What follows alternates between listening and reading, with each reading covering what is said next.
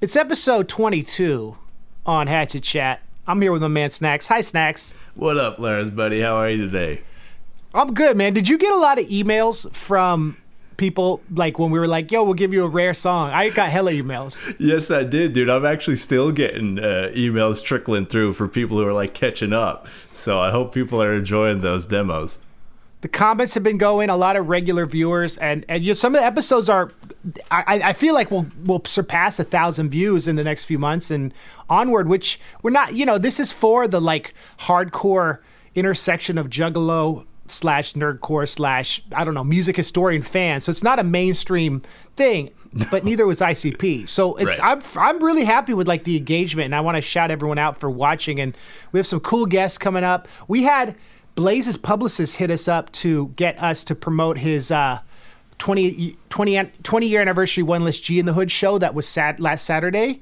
And we were like, cool, but we're not doing that record yet. And he wanted to get him on the podcast. I'm like, we can do that, but maybe we'll have Blaze on the Amazing Jekyll Brothers episode because he was getting down with them around that time. And they were like, okay, well, I'll ask Blaze. And we're like, actually, do you want to have him on the Psychopathic Rydas episode since that was something he was part of? And he was like, well, I'll talk to him. And maybe Blaze passed because he doesn't want to like hammer home his debt to Psychopathic Records. But he did in the Fagel Lovers interview with Scotty D. Shout out to Scotty D. He went deep on a lot of how ICP put him on. And I think a lot of people treat Blaze like he's, you know, a lot of people have animosity for Magic Ninja, which we won't get into, but people kind of give Blaze a pass. And when I saw Blaze on the Twisted tour 4 years ago, Blaze said, I don't care what anyone says about the drama, I'm still a Juggalo. So it's interesting, man, that whole thing. But anyway, that's what's up. For sure. And even on the December, the HelloFresh Holiday stream, there was one podcast, I think it might have been the 20th Gathering, the 20 Years of the Gathering podcast. They were talking about a confrontation that happened between Misery's crew and Twisted's crew. And they gave some props to Blaze. Violent J, I don't think was there, but Shaggy, Jump Steady, and I think Rude Boy and Vinny the ICP Kid actually. And, you know, they kind of, like you said, it doesn't seem to be as much animosity there. Yeah, I mean, we love you, Blaze, and we'll have you on. If you want to be on the show when we get to your stuff, let's do it, man. Let's make it happen. Psychopathic Rydas. So Dumpin is the first Psychopathic / Joe and Joey Records release. Holler, holding it up. Thanks, Snax. So there it is. But the album booklet is just a card. There's no lyrics. Yes, There's and nothing. I looked up. I actually was able to find pictures of an original pressing, and it's the same way because this is a repressing from many years later. Okay. But, we should probably talk about that too, Lars, buddy, because it's the release of this is a little bit complicated. Real quick, we should just get it out of the way because it does indeed say "Copy Wrong 2000" on the back of this record, and the original pressing, like I said, found pictures, says the exact same thing. However, in the liner notes of the Amazing Jekyll Brothers, that's when you first heard about Psychopathic Rydas because it had a quiz, basically, of multiple choice questions that you could answer to get a phone number. And when you called that phone number, you'd get instructions on how to get this album, I believe, for free. We did a lot of research into this to see exactly how it went. It's actually really hard to confirm. I reached out to some old school juggalos. Shout out to the ones that have been helping us. Hans from the Joker's Gallery, Danny Doomsday, the Literate Juggalo. There's been many, many more as well that have helped us. And there's some sources online that say it was you had to send in your proof of purchase to get this album at proof of purchase of the Jekyll Brothers, but most people seem to agree that it was some additional contest that involved questions when you called the number. Well, I called it right when it came out, so I can confirm the details. Dude, I don't want to interrupt you. Oh no, that's awesome, dude! I didn't know that. So I remember it came out. I bought Jekyll Brothers on like release day. I told the story about the chemistry final and stuff, and Yes. one of the things I did was I did the quiz. It took me a while, but I got it, and I called like 6 different numbers that were wrong. But what it was, and I was like, oh, cool, I got through. It's Jay telling you have to come to the first gathering to get it, and they'd give it to you at the gathering. So I don't know if it was the free release at the first gathering. That we need clarification on. But I was bummed out. I was like, yo, I spent like forever trying to figure this out, and you're making me come to the gathering to get this. It was like a disappointing. But it was just a message of Jay going, you called the hotline. I don't have a recording of it, but so that's my first person primary source memories of it as a 16-year-old kid. And that actually the plot thickens once again because it was also, as you know, sold on the Wicked Clowns from Outer Space tour, which started. That's where I bought it. Okay, all right. So that, yes, and that's what you had said. You had bought it on that tour. So that tour started September 1999. So that actually makes, because I was asking Juggalos, like, did you get it from the contest first, or did you get it from the Wicked Clowns from Outer Space tour? Do you know, like, who would have got it first? Because the original 5,000 does not have this. I know we're getting deep into this, but I think it's worth talking about just because the release of this is confusing. The original 5,000, whatever it was, whether it was the Gathering or the Wicked Clowns from Outer Space tour, does not have this. And the glitter font is way less prominent. It's like less like bright. You can find pictures of it online. I did confirm that. So I don't know now if that was available first on the Wicked Clowns from Outer Space tour. Do you remember, dude, if yours looked different than this? No, I have that version. So that's a different version. So the first Gathering was 99, right? Or was it 2000? So I got it. Oh, so the first 5,000 were, wait. So I got this, the show I went to was the Palo Alto show. I'm looking now at riddlebox.de. Yeah, I went to the fourth show on the tour, The Edge, October 3rd, 99. And so Jekyll Brothers had come out that previous spring. Yep. And in Tom Dubb's book, he talks about how that show he felt bummed because the bass wasn't working, so Juggalos got a bad sound. I remember that though. I remember the bass going in and out, but it kind of being tight because it just sounded very tinny and like fresh and punk rock, like a Ramones show. But so you're saying that the less shiny one at the Gathering was the first printing? Yeah, so, I don't know where the first printing was. I'm starting to think now it was the Gathering printing. Which was later, less shiny. Though. Yeah, and that's now why I'm super confused. Again, like there's all kinds of contradicting things from sources online. And yeah, this little like oozy Hatchet Man apparently is not on whatever the original one was. It's super hard to find. It was even hard to find pictures of, but I actually did. I couldn't find it on eBay. I forget what website I eventually found it on. It was some I guess like collectors like market website, but I did find it. Pictures that looked legit. But I still don't know. The mystery is not solved as far as where you could get that original batch. No, I mean maybe in Detroit it came out before. Like there's videos where like they had a pre-release. Maybe if you bought it in Detroit, like the first people that called the number got an actual contest, and me out in Cali got a different, called a different line. They'd run out. So maybe there was a first version, and then they sold the shiny version at the Gathering. That is possible because you're the first person I heard that it gave you the message buy it at the Gathering. So maybe that was when it ran out. Now, this is confusing. Again, Juggalos, this is where we can, recruit you to help us out. Tell us your experiences if you have any memories of that. Because either way, I think it makes sense to do though, because it does talk about it in the Amazing Jekyll Brothers liner notes. And we just did that episode, so. And so it did come out in 99, but they did the copy wrong, 2000. So yes. I remember seeing that when I bought it. I was like, what? I was like, wow. I felt like kind of like this is a proprietary early release. That's what's right. Up. So Midnight Syndicate sued them multiple times for the Mirror samples and the Road. So my question is, how the heck is this on Spotify now? I know they didn't pay millions of dollars to clear all these beats. Like, I don't mean to put them on blast, but I'm like surprised, dude, because I put our Trailer Park Boys song, we sampled the show and Spotify flagged that, and I got a flag on my account. And I'm not trying to air my dirty laundry, but I'm like, what the how is it on Spotify? It's completely illegal, which is kind of funny.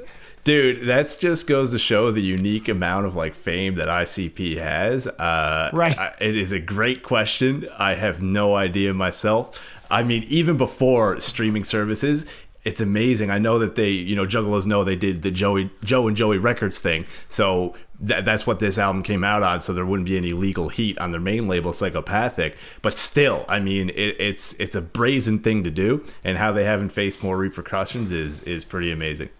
Because it recently went up, as in the past few years. Right. They kind of it slid into there. And yeah, you're right. The fact that it's...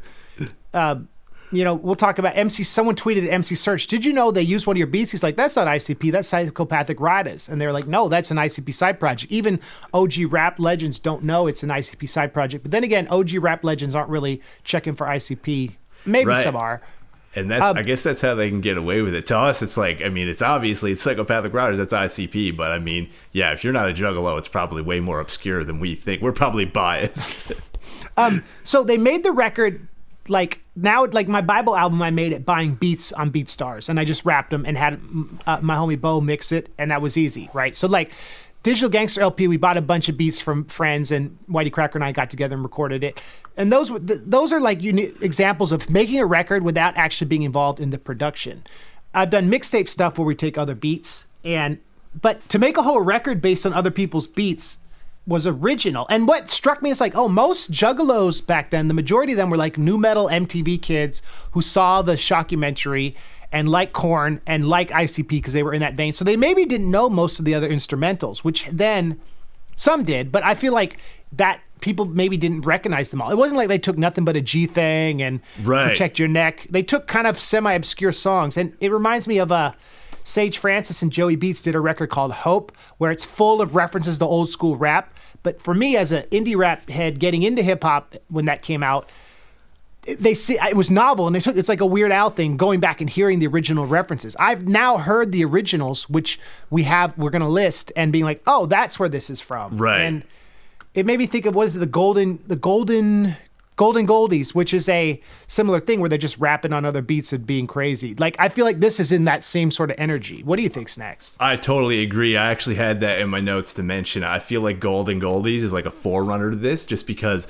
it's almost humorous how focused and exaggerated they are on a certain concept. Like, you know, they're called the Psychopathic Rydas, and so many of their songs have like riding or Ryda in the title. Like, it's like super over the top, just like the Golden Goldies were with gold, you know?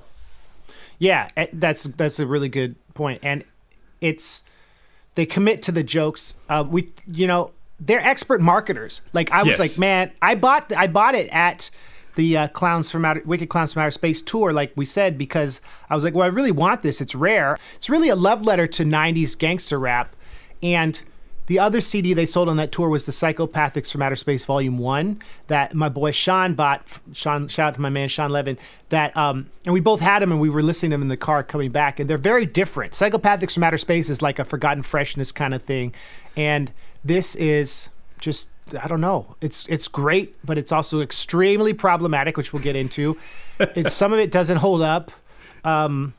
But let's talk about who's on the record, because they take on gangster characters. So first of all, I'm going to tell you the Psychopathic Ryda's name, and I want you to tell me who is playing that character. You got it. Okay, this is a quiz, Snax. So right. Who's Bullet? That's Violent J. Full Clip. That's Shaggy Tudo. So interesting how both of them, the ICP characters, are gun references, right? Right.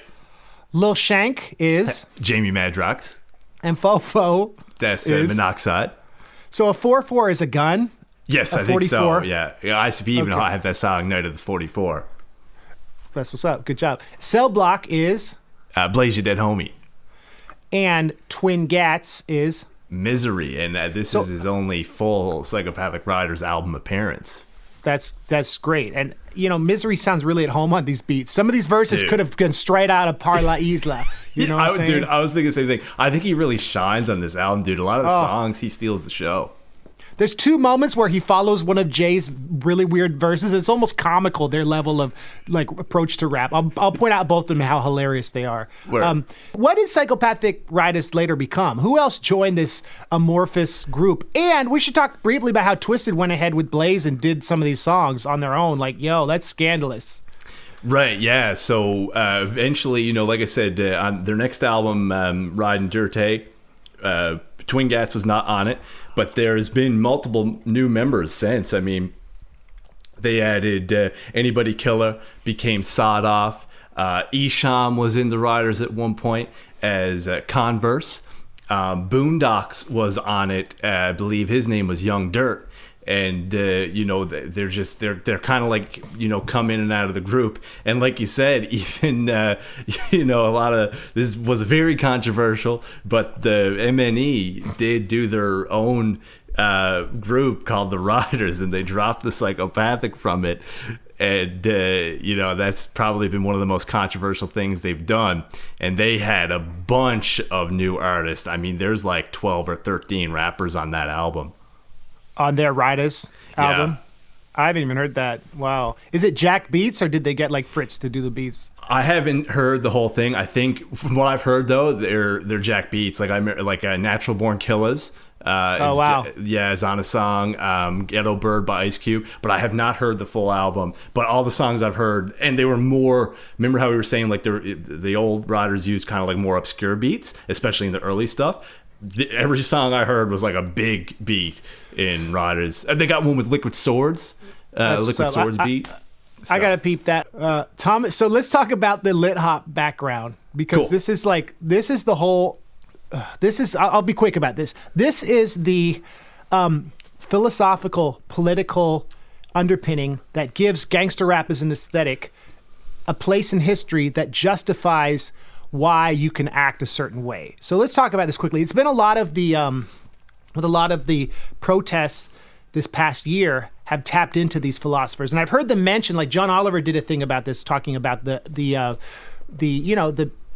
protest the past year. So in 1651, Thomas Hobbes wrote a book called The Leviathan, and his main theme is that he says life is nasty, brutish, and short, and because of that, we must have a protectorate that keeps us from having saber-toothed tigers come and tear us apart back in caveman days, or just the fact that like it's very easy without laws, without rules, to be killed in the middle of the night, and to be that just basically we're very, very fragile. And it's funny how Calvin and Hobbes is a play on this, because John Calvin believes, we talked about John Calvin, how faith alone and your connection with God is what defines your truth. Thomas Hobbes is like, okay, well, that's true, but life is also kind of scary, so you need to have thoughtful protection. So Calvin and Hobbes is shout out to Bill Watterson, it's the guy who believes in dogmatic faith, or your own personal faith, and then the guy who believes in you need rules and you need to be thoughtful about things. So that's a purposeful naming. Did you know that?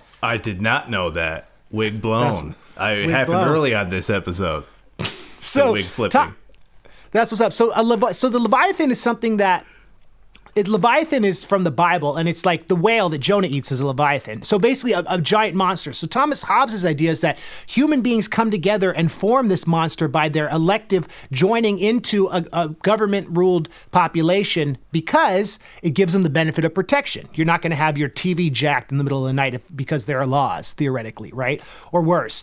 So let's go to the 18th century, because John Locke extrapolated upon this. He's like, okay, well, there is something called the social contract, or the principles of political rights, meaning that all men are naturally free, and that there's a social contract where people leave their state of living in the woods and fishing and the pre-government world to be electively governed. And of course, all the American forefathers loved John Locke, and like he was a big influence on them. And so it's this idea that we join society because it gives us rights. So what happens when this social contract is violated? What happens when you're from an underclass, a group of people who are not given the same opportunities, whether because of poverty, because of racial discrimination, because of gender?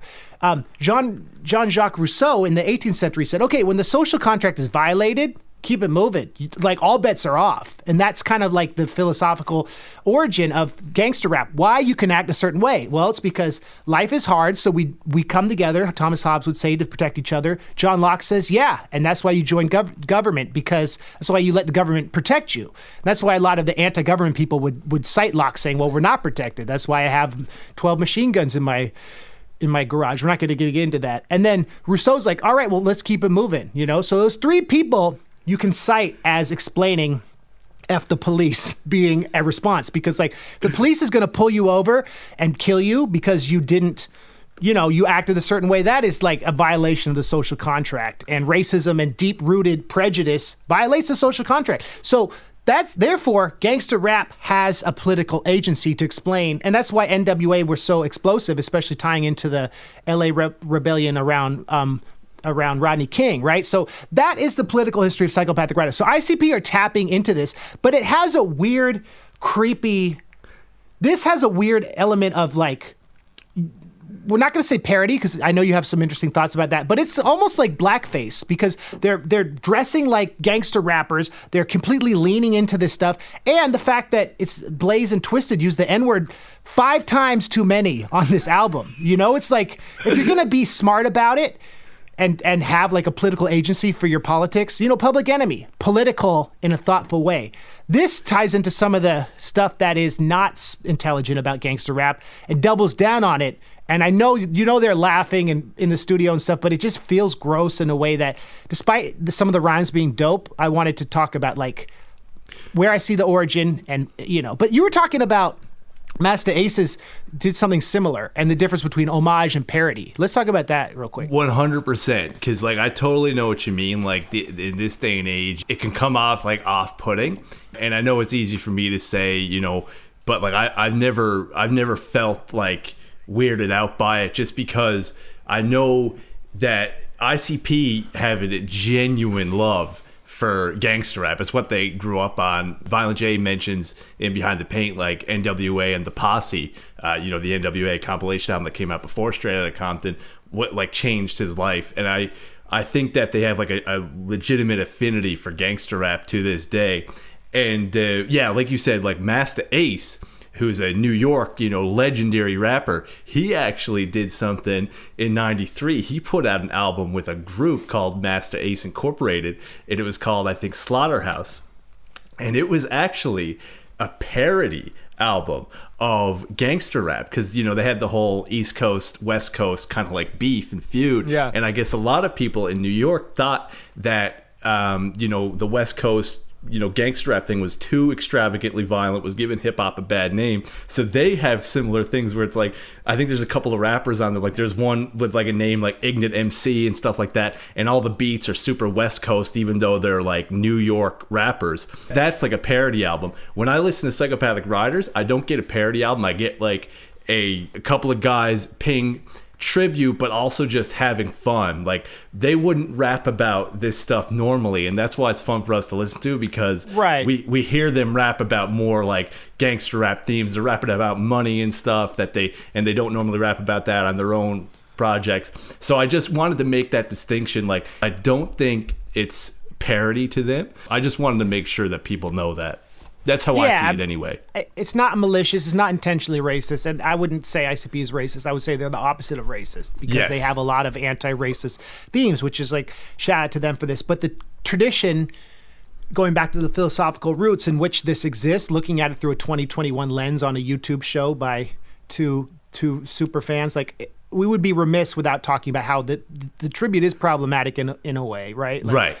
You couldn't do this now. And, you know, the origin, I don't know if you know about the Snax. Maybe you do. There was an album called Bangin' on Wax that some gang members released on March 9th, 93. Is it the Bloods and Crips? Yeah, the Bloods and Crips did a record together. And then they did Bangin' on Wax 2, The Saga Continues in 94. And then their third and final release was Bangin' on Wax, Greatest Hits, 96. So it didn't go on. But they dressed exactly like the Psychopathic Rydas in the colors with their face covered with a rag. It's like when I go running, I wear my bandana for COVID, right? It's like Psychopathic Rydas can tour now because they all got masks. No. That's right. But the point, they're COVID friendly at the very COVID least. friendly, but maybe not politically correct. Let's keep it moving. We want to credit TL from Fago Lovers for like citing all the instrumentals. So let's do the track breakdown, and as we explain each track, we'll say what instrumental they use. So Dumpin', let's talk about that, Snax. For sure. To this day, one of my all-time favorite Rydas songs. I think it kicks off the album great. It kicks off the Rydas saga great. It actually takes the instrumental from Pistol Grip Pump by a rapper named Volume 10. That was a pretty big song. This is one of the few beats that I recognized when I first heard this. And just a crazy song. It's going to be funny as we're breaking down these tracks because like it's not like the concepts of them are super deep. Like ICP really stick to the just gangster theme. Dumpin', I believe, refers to, you know, you're dumping your ammunition, and that is referenced throughout this album and specifically this song. Okay, good. I think it's a great intro too. And then track 2, Skrilla for Real. This is the first time I ever heard money referred to as Skrill. I did an app design project through the USC Computer Science Department. Shout out to Dr. Michael Zaida, who is the advisor of this program. And one of the guys, I was talking about if the app made money. I was like, we should make some Skrill. And he was a Korean American dude. He was like, what the heck is Skrill? And he was like, oh, is that where Skrillex gets his name? And then we're both like, maybe. So maybe. Skrill is Gouda, cheddar. It's having a knot in your pocket. It's getting that mail, as E40 would say. Skrill is what you need during the pandemic because everything shut down. So you need to get that cheddar to buy a mask to go see Psychopathic Rydas.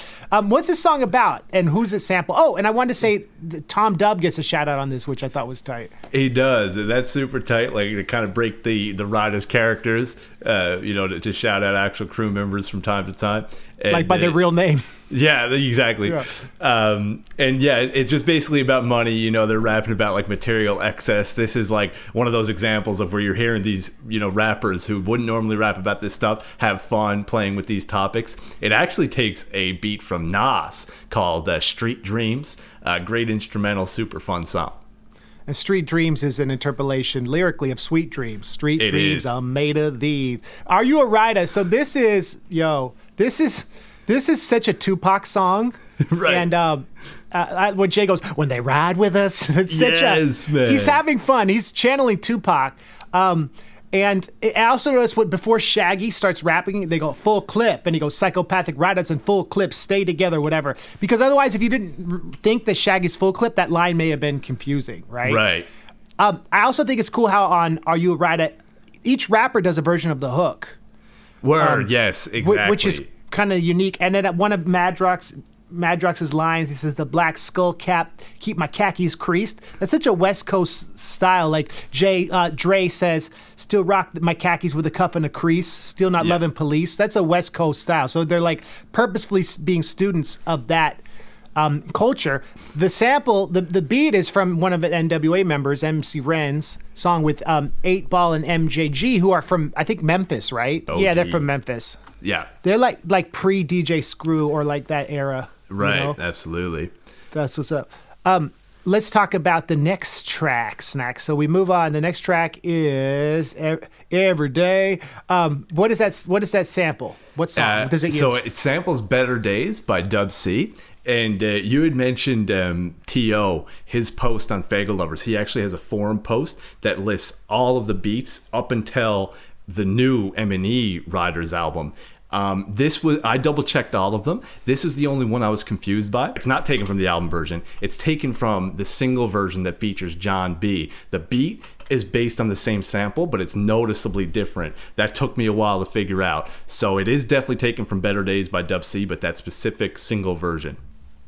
That's great. That's good trivia. Jay's verse, I think it's one of his best verses, his first verse, where he talks about how he pushes down veterans in wheelchairs. And then he makes the sound of them falling down. And then he's talking about like his questionable contraceptive methods. Right. And he's like going all crazy. And then Misery comes in with like this really fast, great, proficient rap. And the juxtaposition of Jay's like, I gotta do this. And then Misery's like, da-da-da-da-da. It's just like ridiculous how different they are. That's like different. There's 2 moments like that where Jay's just like going nuts, doing weird talking, and Misery comes in. It's just like, so it couldn't be more different. It's so hilarious. It's funny as heck. I don't know. It is funny, and it's just crazy because like this is the era of Jekyll Brothers where they were like, Violent J was doing some of the craziest stuff, and just hearing him in that era rapping over gangster rap beats is wild. And it's like Misery's like, well, here's my crazy brother-in-law doing his thing. All right, here we go. Ryda Hata samples Ice Cube, I keep saying sampling, but they don't sample. They just take the instrumental. That's right. So Ice Cube, they later allegedly give $1 million to play The Gathering. So I feel like in some way this was a way of paying him back. Forget the record label, forget the publishing company, go right to the artist and give $1 million to play. It's like them paying Mick Foley for Stranglemania, right? Right. So Ryda Hata, I think this song to me is lyrically incredibly like unoriginal and boring. I'll be honest, because it's explaining what they do to haters. I'm like, we get it. You hate haters. Keep it moving. I don't know. The beat's tight. Of course, The World Is Mine is classic, but I wanted to keep it moving. That's the thing with Riders. Like, I love all the Riders albums, but I think it's more about just vibing out because you're not gonna get much, like content, deep content. No, it's not. It's not Shakespeare, but it is John Locke, Rousseau, and Thomas Hobbes. So, yes, it's definitely Thomas Hobbes and John Locke. But these songs are nasty, brutish, but none of them are that short. Track 6, "Slug N Ya Noggin." This is based on what? Just the fact that you're like, it is Thomas Hobbes and John Locke, and then the next song is called "Slug N Ya Noggin" is just too good. Slug N Ya Noggin, and as we put the tracks as we say them. Thanks. I just want to give a Snax does all the editing, man. I just film this and send the parts. So thank you, Snax, for doing the editing. Puts all the he puts the pictures, he does it all. So that's the hardest part in front of the pictures, but it's okay. I learn a lot doing. And then I'll be like, put these 12 more in, and thank you, Snack. He never argues. He's a good collaborator, and y'all should buy his stuff. Go to Bandcamp right now and spend like $50 on his stuff right now, because my boy deserves it.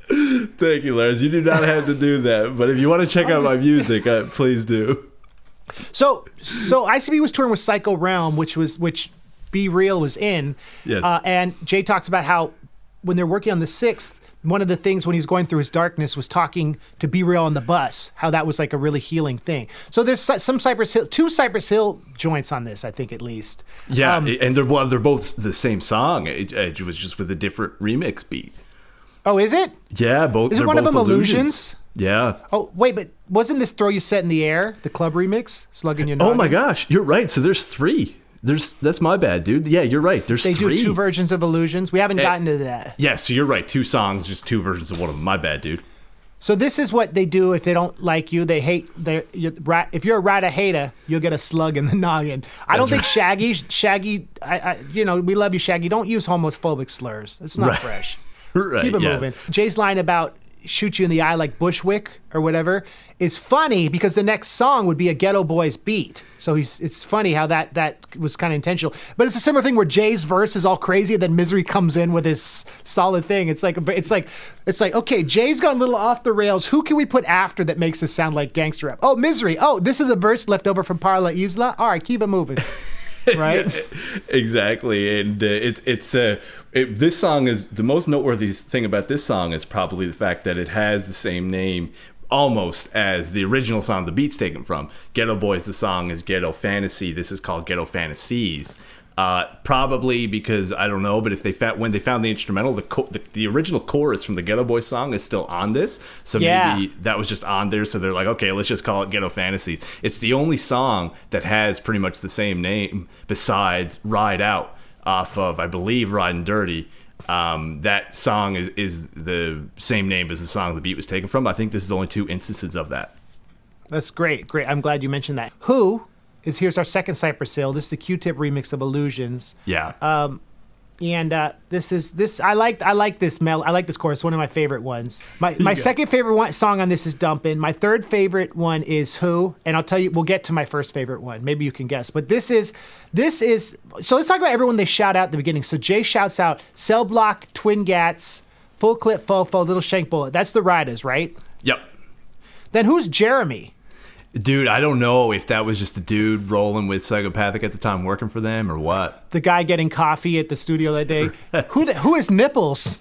That is, I'm assuming, now I don't know, that's probably Matt Nips, who is like, I think Blaze's cousin that used to like roll with Psychopathic, but I don't know for sure.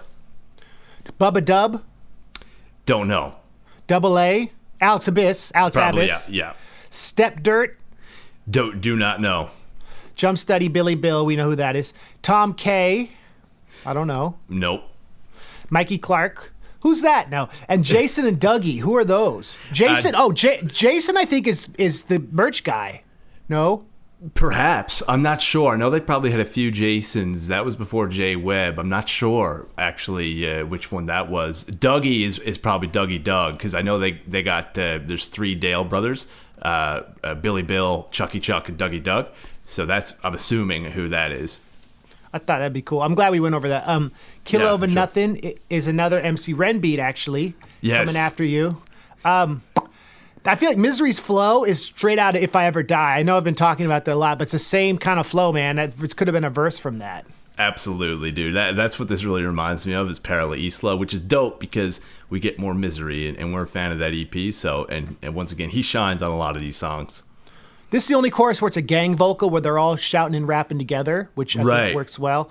You know, it's funny how you listen to Jay's voice, his verse, it's mixed so quietly, and then Madrix comes in, you're like, yo, you have to like take off your headphones. Like, they were relaxing and being loose with the production, and they probably were feeling like, this is cool, we don't have to get this past to people at Island, let's just keep it moving. And so, but listen to Jay's verse, you have to listen quietly, and it's just like, that's an easy fix, but it's kind of shows the DIY element. If anyone's looking for this beat, it is actually difficult to find. It's a remix of Coming After You by MC Ren, and it's quote-unquote the T-Mix remix, but if you search it up by that, it's going to be hard to find. If you do Coming After You, rare remix or something, you'll find it on YouTube. It took me a while to track it down. That's what's up. At the end, I don't know if you noticed this, Jamie's yelling F Eminem. F Eminem. You can hear that in the mix, like in the right channel, because they're all yelling stuff, and then they start going Psychopathic Rydas, Dumpin. But Jamie's yelling F Eminem. It's a little dig at Eminem. I don't know if I've ever noticed that. I'm gonna have to listen to that after this. Track 10, Plug That Blank, is this song. You know, it's not very feminist, you know. But let's talk real quick. Like, they introduce everyone. The only song where they introduce everyone, like on the verses, you know, the chorus, it's based on Rosa Parks by Outkast. Aha, hut that fuss. Everybody get to the back of the bus. So it's plug that blank. So when I heard this, you know, that Outkast record, I think it's Quem and I, had come out a few years before this. I was like, oh, I'm starting to see how hip hop informs itself. And I realized at that point when I heard this very like ignorant song, I was like, all this stuff in rap is connected. They're referencing Outkast's first hit. Right. I did not know that reference, dude. That's super dope. I did not realize that.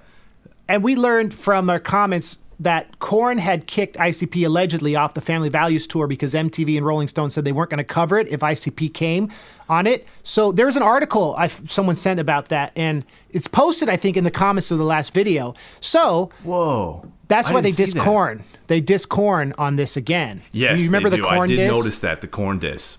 The beat, it's Dub C again, Cheddar by Ice Cube, or Cheddar featuring Ice Cube and Mac 10. So basically a West Side Connection track. I think it's on Dub C's album, but it also appeared on a greatest hits of West Side Connection. My favorite song, Back to Crack.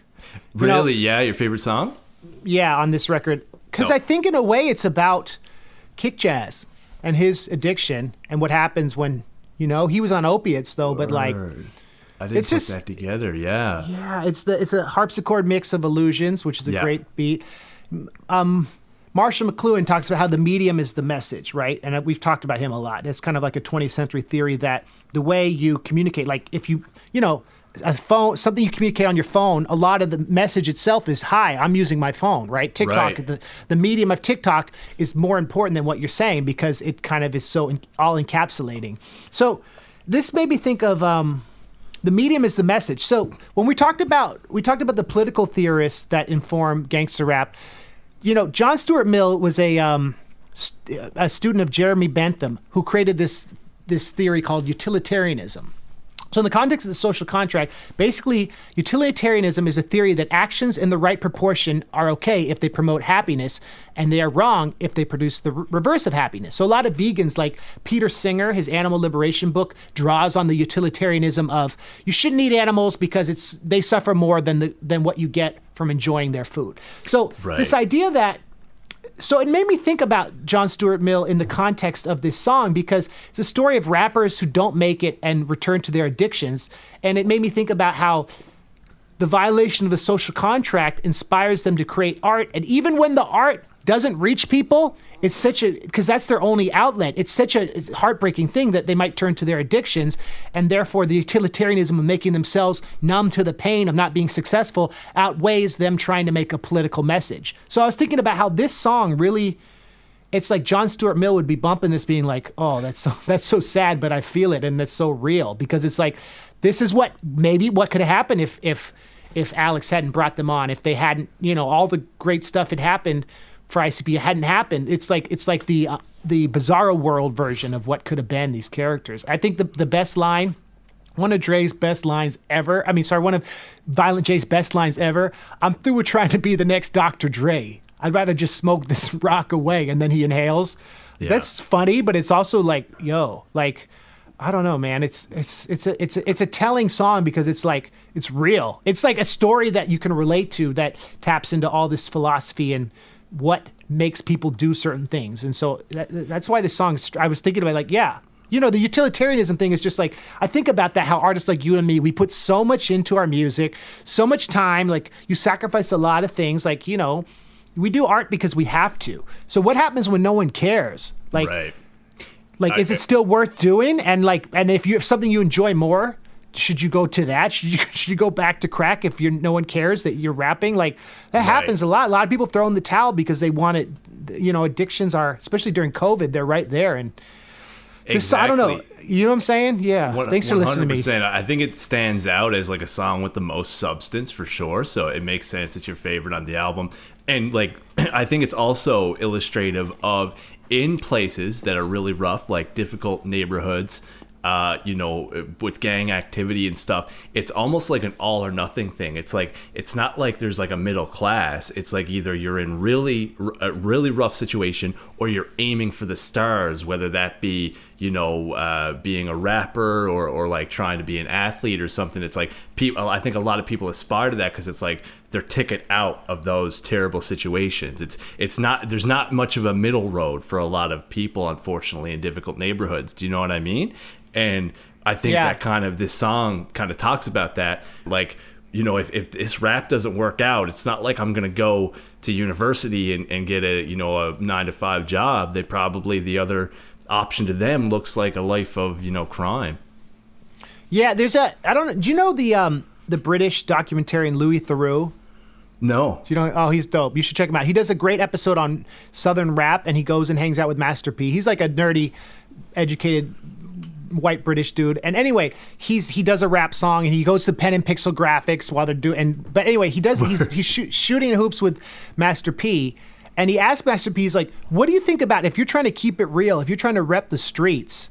Doesn't this mansion and the basketball court and everything defy that? And isn't that like take out some of your realness?" And Master P says the realest thing that I think defines what you said. He's like, if you came from poverty, isn't the only thing on your mind to get yourself out of there and get your parents out of there and get your family out of there? So therefore, it's aspirational in a way that is true to hip hop culture.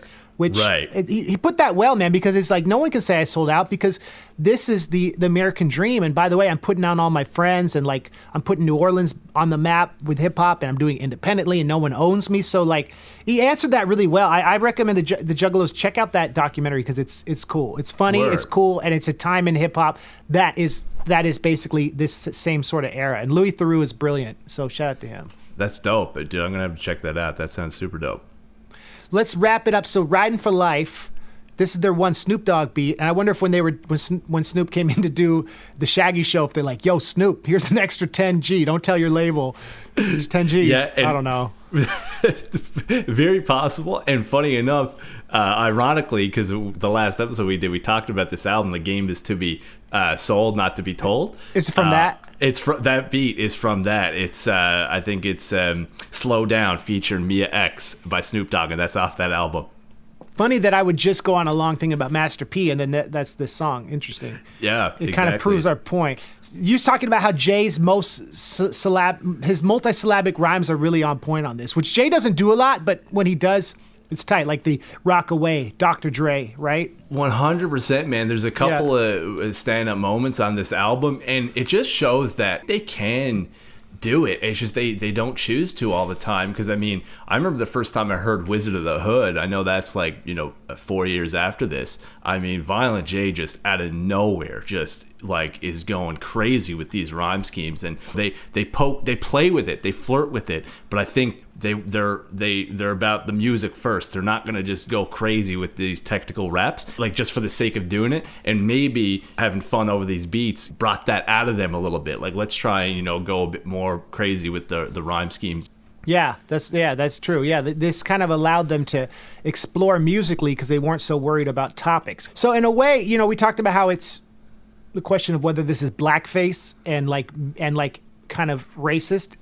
If it is, it's not intentional and they don't get a pass for it, but they do care about the mechanics of the actual art form and they have respect for it, and this gives them a place to flex their talents. I mean, it's a hard thing to talk about, and it's a hard thing to talk about when we are obviously Psychopathic Records fans and appreciate what they've done for the culture. But seeing how 30 years later or 20 years later, 21 years later, a record like this would be, I don't know, people maybe wouldn't care as much because there's such a deluge of content, but people would also put them to task for it. And they don't Twisted and Blazed, I don't think use that slur anymore, Yeah, no, I don't think in their music, no. And like, I look forward to these episodes because I learn a lot from you. And honestly, like, I think you have you're a lot more educated in that stuff, and like you show things to me that I wouldn't even think of as being like offensive and stuff like that. If I ever seem ignorant or anything to this stuff,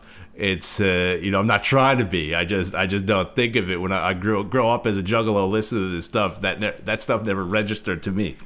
Yeah, well, I'm maybe hyper conscious of it, and because I've put nerdcore people to task for doing something similar, where it's like I had a whole blog about this that annoyed people, where I was like, basically this trope of like the oppressed person is not the same trope as the oppressed nerd in high school whose love of Dungeons and Dragons gets him wedgies. That is something that decenters you, but doesn't marginalize you in the same way. So I've called nerdcore rappers to task for this, and I'm not going to cite specific people. And I've been criticized for that, but I think now culture is shifting more towards an acknowledgement of thinking about how our deeply rooted prejudices and how the power structures and the hegemonic way power is distributed and things are talked about. So this album gives us an opportunity to talk about this, and I'm sure Jay would go into it with us, but he'd also say, but I love hip hop culture, and this is a love letter to it. And like, we don't actually kill people. We're just like referencing the Thomas Hobbes, right, and John Stuart Mill. But it's and I think also Snax, like, I think down here in the lower 48, we're a little more talking about this, and it's more on our minds because we wrestle with the horrible legacy of slavery as an industry that helped build the wealth of this country and helped led to the success that, like, you could argue gave us the infrastructure to come and help win World War II, and then gave America all the power in the second half of the 20th century. You could argue that slavery is a big part of that, unfortunately, and people might put me to task being like, well, that's looking at things too broadly, but it's hard to disagree with like how slavery is an inescapable part of our history, and therefore its legacy in gangster rap as a way to address that and to help bring justice to the social contract and the political theories we were talking about at the beginning. I mean, it's just like, I don't like putting ICP to task. I don't mind putting Twisted and Blaze to task for using the N-word, because they shouldn't. And like, it's just, every time they do, I'm going to call them out for it, and they don't anymore. But I'm just saying, like, yeah, it's good to talk about, but it's also like, we can also, you don't only want to talk about it, so we can keep it moving in a way, but we don't condone it, No, exactly, and we're gonna be candid. You know what I mean? Like, if you say something that you think is problematic and I don't understand why, like, I'll bring it up. At the same time, I feel like you can listen to these records if you're conscious about what they mean in 2021, and that's what this series is about. It's like, what's the legacy and how does this sound now? And in 20 years, people might, if YouTube still exists, people find these, like, shout out to the future people. Hopefully the world still exists and the ice caps are still partly there. Thank you for watching. But like, maybe they'll disagree, and that's what's up. It's a dialogue. That's what's up. 100%, man. That's what it is. It's a Hatchet Chat. That's what's up. Oh, wow. Yeah. So let's wrap it up. So yes, this album introduced one of Psychopathic's most important supergroups. I would say their most important supergroup. Well, second to Dark Lotus. Yeah. And I agree. They went on to do 4 more albums and 2 EPs. Yeah. And did this record put it kind of introduced Blaze, right? Dude, from what we are gathering now, that people were hearing this in 1999 from the Wicked Clowns from Outer Space tour, that would mean that it came out before his self-titled debut EP that came out in the summer of 2000, I believe. So this would have been the first big dose. Again, Juggalos, if we got the release messed up, let us know about that. It was hard to verify, but I think this is the first dose of Blaze on a big scale. That's what's up. And it's the new era for the Hatchet, where they're working on each other's albums and all this stuff, and like, you know, their heat with the mainstream is about to slow down, and then they're going to drop the surprising gem that is the 6 Jokers card. But before we do that, we're going to be back on March 10th with the Psychopathics from Outer Space episode. So if there's anything we missed, leave a comment. And this has been an interesting episode, and we're definitely going to keep talking about Psychopathic Rydas. So thank you all very much for watching. I'm MC Lars. I'm MC Snax, y'all. Whoop, whoop. Whoop, whoop. Peace. Peace.